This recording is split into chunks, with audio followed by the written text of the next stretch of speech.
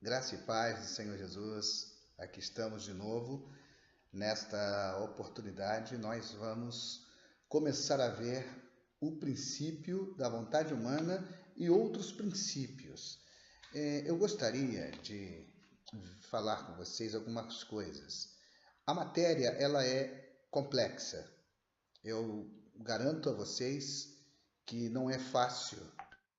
Ser um bom hermeneuta requer bastante estudo, bastante dedicação, e muita oração, no caso daquele que prega e ensina a palavra de Deus.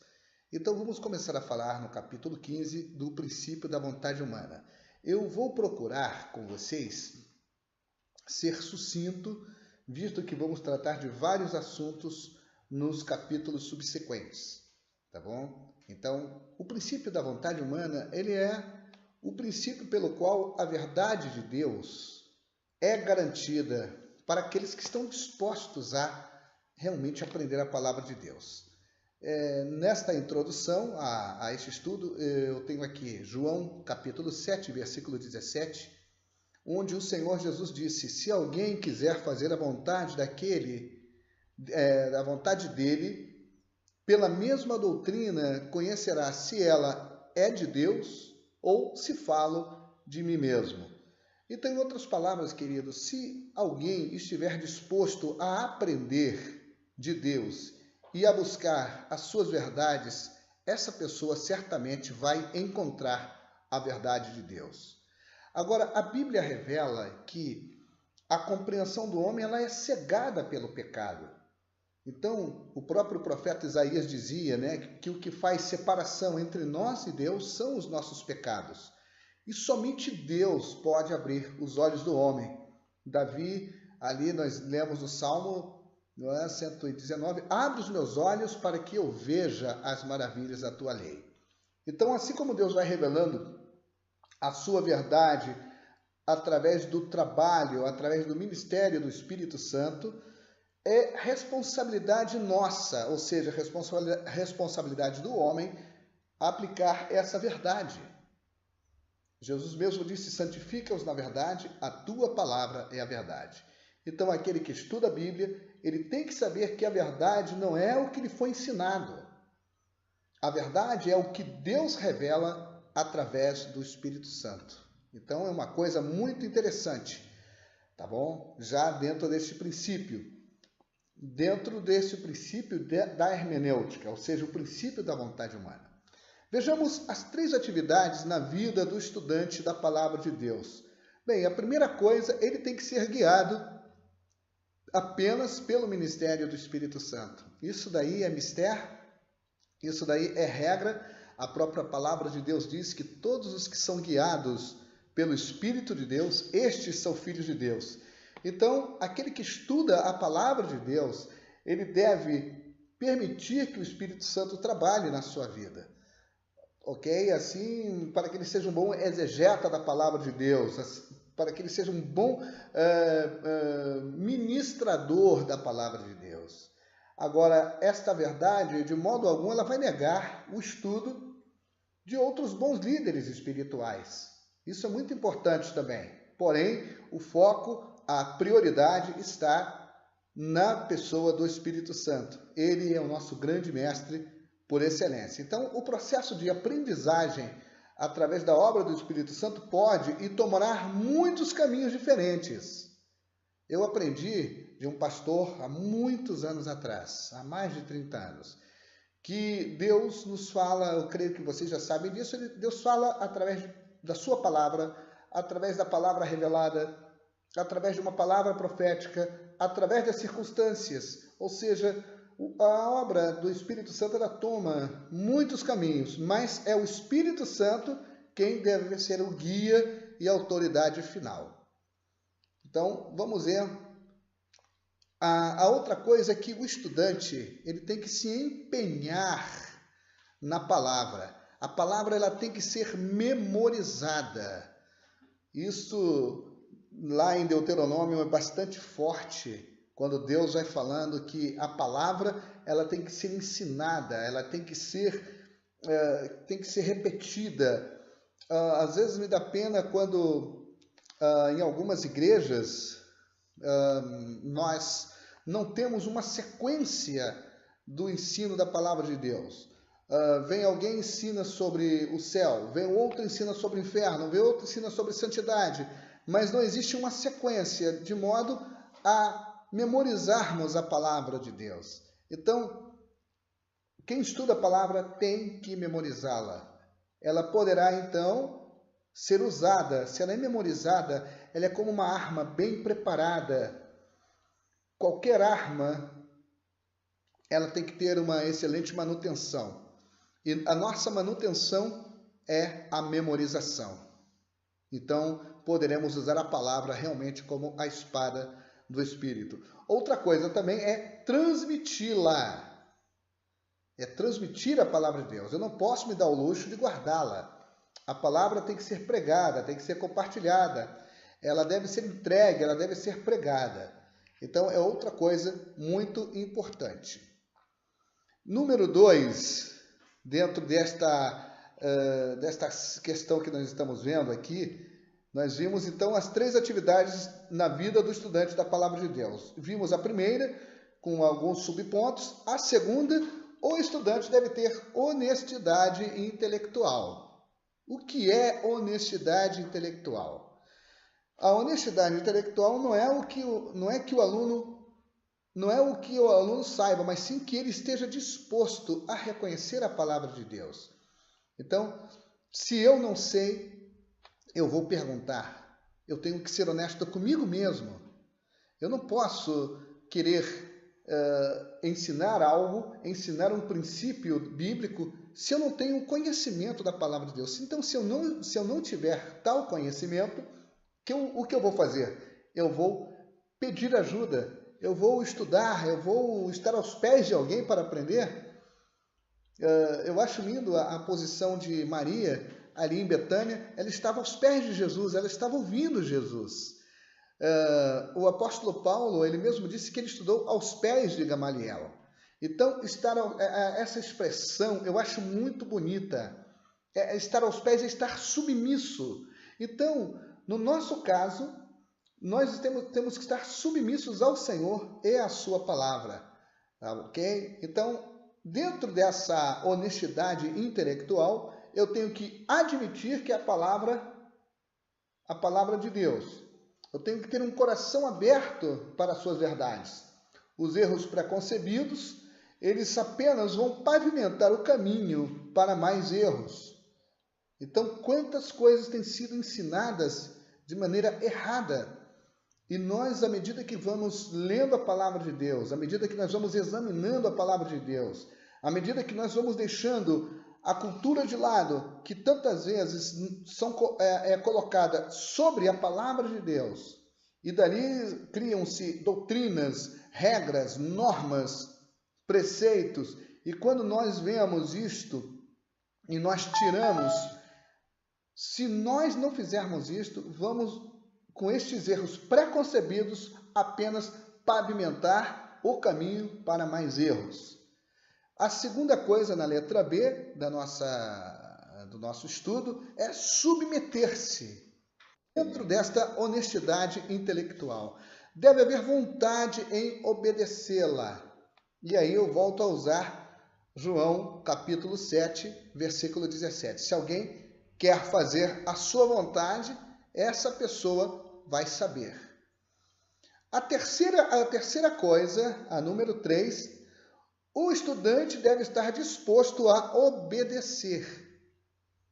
Não adianta simplesmente aprender, estudar, conhecer. Nós temos que obedecer. A obediência, ela é de vital importância no ato de aprender a interpretar corretamente a palavra de Deus. Não é que estejamos naquela condição que foi dita daqueles que usam a palavra para sua própria condenação. Pelo amor de Deus. À medida que Deus vai revelando a sua verdade através do ministério do Espírito Santo, será responsabilidade daquele que estuda de se tornar mais obediente. É simples. Então, à medida que o Espírito Santo vai nos ministrando, à medida que o Espírito Santo vai nos ensinando, a pessoa vai encontrar cada vez mais a verdade de Deus, que está na sua palavra.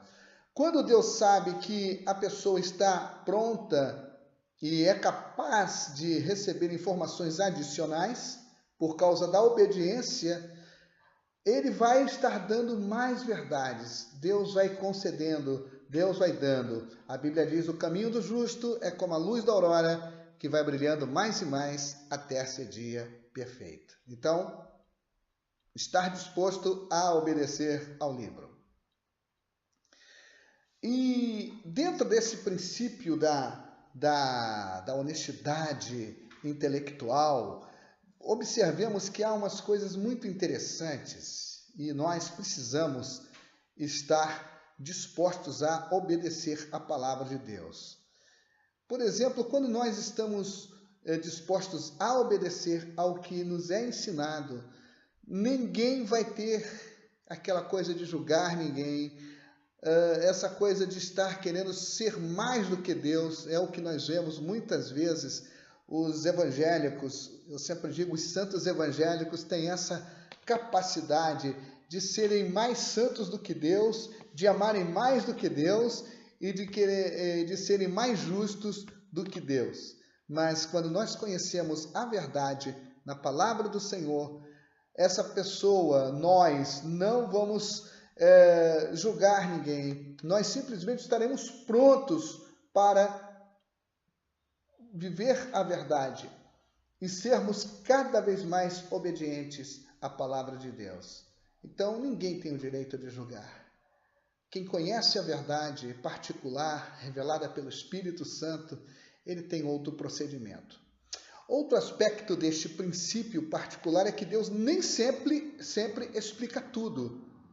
E aí está um grande problema. Nessa situação, é importante que o crente aceite pela fé. Tem coisas que é somente pela fé. Não adianta eu querer especular. Nós temos um exemplo de Gênesis capítulo 1, versículo 1, que começa com um pressuposto de fé. Não há nenhuma explicação sobre Deus, simplesmente diz: no princípio criou Deus os céus e a terra. Então, essa suposição é que Deus sempre existiu. E em nenhum lugar da palavra de Deus ele explica a sua existência. Deus não precisa explicar a sua existência a nós mortais. Talvez nós queiramos uma explicação lógica porque nós somos seres finitos no que se refere à nossa humanidade. Nós somos seres finitos, um dia tudo terá fim. Então nós temos que aceitar isto por meio da fé, que vai ser revelado através da obra do Espírito Santo. É uma coisa muito interessante realmente. Gênesis 1:1 não está me falando como Deus fez, como Deus foi criado, simplesmente Ele é. Vejamos uma verdade adicional que deve ser levada a sério. Isto, por exemplo, inclui certas coisas que nos parecem estranhas dentro deste reconhecimento da palavra de Deus. Vejamos o exemplo de Noé. Noé bêbado. Se os homens tivessem escrito a palavra de Deus, com certeza eles teriam deixado de fora as coisas ruins da vida dos personagens bíblicos. E Deus não fez isso. A verdade da questão é que Deus não precisa explicar seu raciocínio para a inclusão desses episódios ou situações. Torna-se responsabilidade do estudante da palavra de Deus encontrar por meio da fé que Deus está tentando apontar nessa situação aquele momento ali especial. Aí eu citei o caso de Noé. Tem outros casos. Poderíamos dizer quando Abraão coabita com uma egípcia e tem um filho que acaba não sendo o filho da promessa, ou Moisés que não obedeceu a Deus e bateu 2 vezes na rocha quando Deus disse que era para ele falar a rocha. E por aí nós vamos encontrando até atitudes negativas dentro da palavra de Deus. Agora, por que é que Deus permitiu isto? Toda a palavra de Deus é uma revelação de Deus. É uma revelação de seus propósitos, planos e intenções para o homem. Então, se nós buscarmos diligentemente a verdade fundamental da palavra de Deus por meio de Jesus Cristo, essa nos será revelada.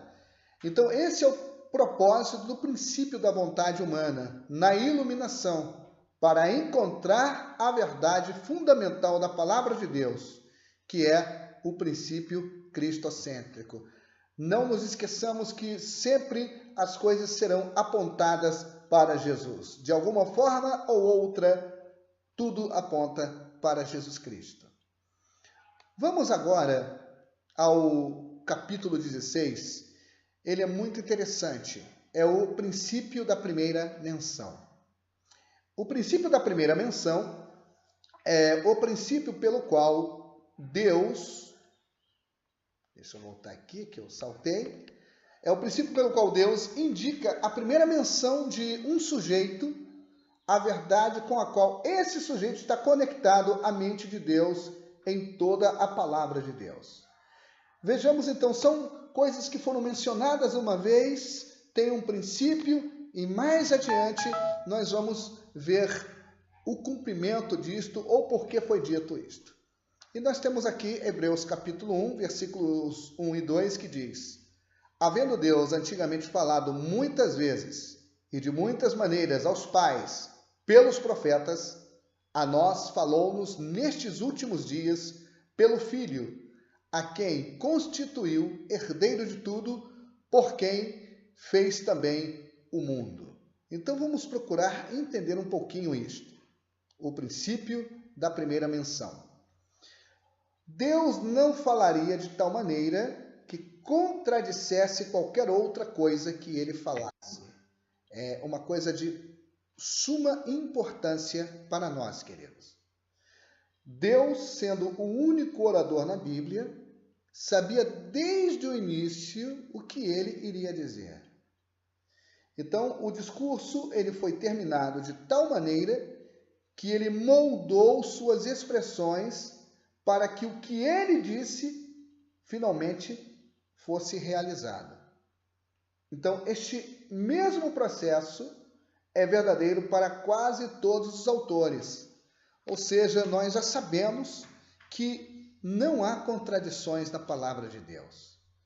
Então, este princípio vai nos falar um pouco disto.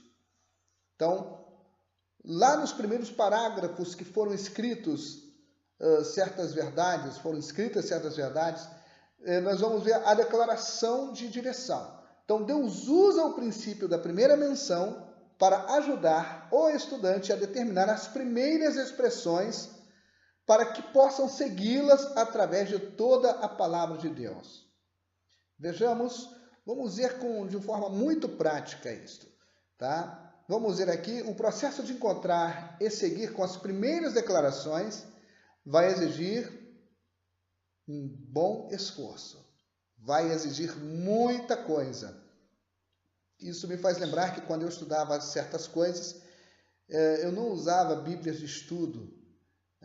Era muito difícil encontrar bíblias com notas de referências. Eu lembro que uma das primeiras bíblias que saiu assim era a Bíblia, se eu não me engano, Vida Nova, e depois surgiu a Bíblia de Scofield. Eu lembro, quando surgiu a Bíblia de Scofield, era para nós como hoje um computador ou um telefone celular com todos os aplicativos ali que nos ajudam. Então, porque nós não tínhamos essas coisas. Então, o que é que acontecia? Nós tínhamos que nos esmerar em analisar, em ver as notinhas de rodapé que vem nas Bíblias, né? E isso nos ajudava bastante no nosso estudo. Então, nós tínhamos que nos esmerar. E hoje também, este princípio ele não muda. Então, vejamos aqui alguns exemplos importantes do princípio da primeira menção.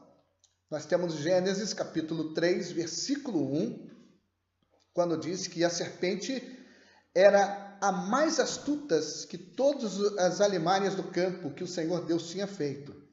E esta disse à mulher: é assim que Deus disse? Não comereis de toda a árvore do jardim? Satanás aqui ele é descrito como sutil. Então esta é a primeira menção de Satanás. E seu caráter ele é descrito de modo que o estudante descobre a obra de Satanás. Então aqui nós já vemos qual é o caráter de Satanás. Aí nós saltamos para 2 Coríntios, capítulo 11, versículo 3, nós vemos registrada de novo a sutileza de Satanás. Vejamos. Porque tais falsos obreiros são obreiros fraudulentos, transfigurando-se em apóstolos de Cristo. Vocês estão vendo? Lá no passado, Satanás ele se transfigura, ele se apresenta como um animal muito sutil, muito esperto, faz com que a serpente fale. E isto seduziu Eva, levou Eva a transgredir, levou Eva a desobedecer e, consequentemente, ao seu companheiro Adão. Então, hoje, o apóstolo Paulo, no caso aqui, está falando, porque tais falsos apóstolos são obreiros fraudulentos, transfigurando-se em apóstolos de Cristo. Então, o primeiro homem, vejamos, ele foi tentado por Satanás. O segundo homem, que é Cristo, ele foi provado por Satanás. Então, a primeira tentação que Satanás deu a Cristo no deserto, nós sabemos qual foi. Então, vocês vejam que Satanás sempre entra com sutileza. E no caso, usando esse versículo de 2 Coríntios, Satanás ele entra com sutileza para enganar os crentes, para enganar até uma liderança de uma igreja. Nós conhecemos isto, já vimos isto muitas vezes. Então, no caso, qual é a resposta? Como é que nós vamos combater esta sutileza do diabo? Somente conhecendo os seus princípios. Assim como Satanás sempre se disfarçou, assim como Satanás sempre dissimulou, nós temos que perceber que há pessoas que também vão se disfarçar, como nós conhecemos, né? O famoso lobo vestido de ovelha, tá bom? Então, sabemos que Satanás é sutil, mas por meio do uso da palavra de Deus, o crente pode ter a vitória sobre sua sutileza. Em Gênesis, no capítulo 1, versículo 2, outra passagem muito interessante, é quando diz que o Espírito de Deus, ele se movia sobre a face das águas, havia trevas sobre a face do abismo, certo? E ali o Espírito de Deus se movia sobre a face das águas. Então, é a primeira menção do Espírito Santo. O seu ministério ali era o de pairar sobre as águas. Mesmo que esse pensamento ele seja confuso, ele é, na realidade, muito simples de entender. Qual é o ministério do Espírito Santo? Ele sempre esteve envolvido nas coisas da criação de Deus, especialmente o da humanidade. A tradução da palavra pairar em inglês seria chocar, como uma ave choca seus ovos. Então isso dá a imagem de um pássaro pairando sobre seus filhos, seus filhotes, acompanhando-os e protegendo-os. Então, do ponto de vista de Gênesis capítulo 1, versículo 2, pode-se observar que o ministério do Espírito Santo é o de vigiar o que pertence a Deus. E isto também inclui os pecadores, porque Deus quer que os pecadores se arrependam. Por isso que Jesus disse que o trabalho do Espírito Santo é convencer um homem do pecado, da justiça e do juízo. Então, é uma coisa muito interessante. Às vezes, as pessoas não atentam para isto. Não conhecem profundamente a obra do Espírito Santo. Então, além disso, o Espírito Santo constantemente ele paira para mantê-lo na estrada. É o Espírito Santo que nos mantém na presença de Deus. É o Espírito Santo que nos leva a entender a vontade de Deus. Então, aí está a primeira menção do Espírito Santo. Agora vejamos Gênesis no capítulo 15, versículo 6, quando diz que Abraão creu e isto lhe foi imputado como justiça. Então, neste versículo, Gênesis 15, 3, há 3 palavras muito interessantes que ocorrem pela primeira vez. As palavras são crer, imputar e justiça. Com estas 3 palavras, quem estuda a Bíblia verá como a verdade predominante da palavra de Deus era escrita. A justiça só pode ser imputada para uma pessoa que tem fé. Então, por isso que sempre nós vamos ver, sem fé é impossível agradar a Deus. Justificados, pois, pela fé, temos paz para com Deus por meio do Senhor Jesus Cristo. Então, a pessoa ela tem que ter fé. Nós temos que ver que a mente de Deus é claramente declarada para o resto da Bíblia. E aqui é a primeira menção de crer, de imputar e justiça. A salvação é pela fé, queridos, nada mais do que isso. E se uma pessoa deseja ter a justiça de Deus, ela deve começar com a fé. Quando ela creu, Deus prometeu que isto seria imputado como justiça. Através da fé, a justiça ela é colocada na conta do crente. É como algo ali que nos é depositado. Nós temos crédito diante de Deus. Não por causa de que o crente faz, mas pelo que Cristo realizou na cruz do Calvário. Então aquele crente aceitou este pagamento, a nossa dívida foi paga e os nossos pecados perdoados por Cristo através da fé.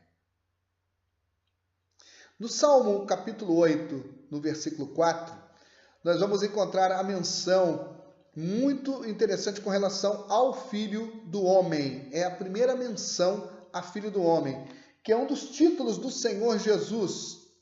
E este título está também conectado com o seu domínio, com o seu reinado sobre a terra durante o milênio.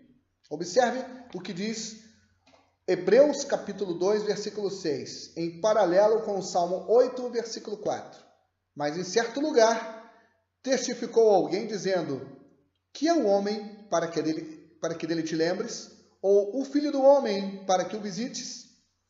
Então nós temos que entender que há alguns pontos muito interessantes sobre este título e que nós devemos saber. Nós não vamos encontrar este título nas epístolas da igreja. Nós vamos encontrar este título nos evangelhos e no Apocalipse. O capítulo 2, versículo 6 de Hebreus, simplesmente é um comentário do Salmo 8. Lembre-se disto, porque no Salmo 8 fala disto. O que mostra que há uma data futura. Essa data futura é sempre em referência ao seu reino milenar. Então, nós precisamos entender isto. Em segundo lugar, a terminologia... em segundo lugar, claro, a terminologia Filho do Homem não é a mesma terminologia Dia do Senhor. Então nós precisamos entender isso. Até em aula nós tivemos surgiram até umas certas perguntas muito interessantes, porque na verdade nós temos que entender, quando está apontando para o fim, quando está apontando para o tempo do fim, para o Apocalipse, para a escatologia, então nós precisamos entender que é isto mesmo. Aí não podemos confundir, porque às vezes as pessoas confundem Dia do Senhor, Filho do Homem, Filho de Deus, e etc. Mas vamos colocar aqui alguns pingos nos is. Em Isaías, capítulo 2, versículos 11 e 12 diz: os olhos altivos dos homens serão abatidos, e a sua altivez será humilhada. e só o Senhor será exaltado naquele dia, porque o dia do Senhor dos exércitos será contra todo soberbo e altivo, e contra todo o que se exalta, para que seja abatido. Então, precisamos entender o que é o dia do Senhor. Então, o próprio título, Filho do Homem, está conectado com este dia. Ele é o Senhor. Agora, observe o que é o dia do Senhor. O dia do Senhor não é um período de 12 ou 24 horas. Ele é estritamente um período de tempo. O dia do Senhor começa com a entronização do anticristo. Quem lê a Bíblia, quem já estudou escatologia, sabe muito bem. Ou aqueles 3 anos e meio para o período da tribulação, e prosseguirá durante todo o milênio. Aí nós temos a passagem de 2 Tessalonicenses, capítulo 2, de 1 a 4, que diz, deixa eu ver aqui rapidamente com vocês. Então, vamos ver aqui. Aí nós já analisamos rapidamente o texto bíblico. Não é ao vivo, mas tem aqueles improvisos. Vamos lá. 2 Tessalonicenses, capítulo 2. O que é que diz? Ora, quanto à vinda de nosso Senhor Jesus Cristo e à nossa reunião com Ele, rogamo-vos, irmãos, que não vos movais facilmente do vosso modo de pensar, nem vos perturbeis, quer por espírito, quer por palavra, quer por epístola, como enviada de nós, como se o dia do Senhor estivesse já perto. Ninguém de algum modo vos engane, porque isto não sucederá sem que venha primeiro a apostasia e seja revelado o homem do pecado, o filho da perdição, aquele que se opõe e se levanta contra tudo que se chama Deus ou é objeto de adoração, de sorte que se assenta no santuário de Deus, apresentando-se como Deus. Então, aí está. É uma advertência que Paulo deu aos Tessalonicenses com relação a isto. E muitas vezes, nós também, parece que não, nós às vezes fazemos uma confusão tremenda. Lá os Tessalonicenses, eles não ficariam alarmados se o dia de Cristo estivesse próximo. Porque o dia de Cristo, não o dia do Senhor, trata do arrebatamento. No entanto, alguém veio até eles e afirmou falsamente que o dia de Cristo viria logo. Isso significaria que o anticristo estava prestes a tomar seu trono e eles teriam perdido o arrebatamento. Então eles se sentiram que tinham perdido o seu retorno ao céu. Então daí Paulo ter que ensinar, Paulo ter que corrigir este erro. Então o que ele faz? Ele vai encorajar os Tessalonicenses que o dia do Senhor, então guardem essas expressões, não poderia acontecer até que uma grande apostasia acontecesse primeiro. Tá? Então aí está a explicação. Então nós precisamos entender quais são as primeiras menções. Isto é muito importante. Tá?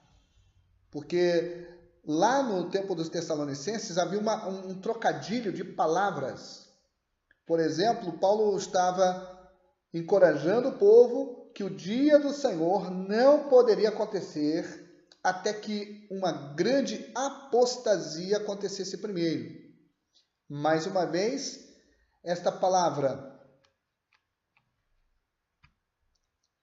a palavra apostasia,